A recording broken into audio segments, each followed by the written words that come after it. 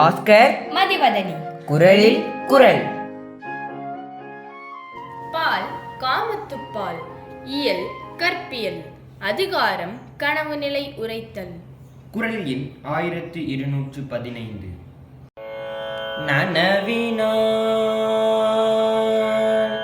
கண்டதும் ஆங்கே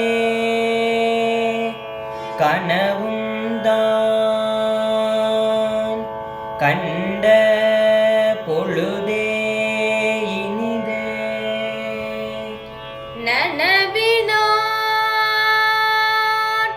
கண்டதும் ஆங்கே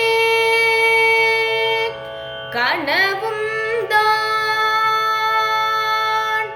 கண்ட பொழுதே இனிது. நனவினான்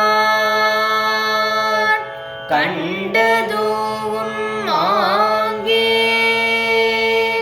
கனவும் தான் கண்ட பொழுதே இனிது.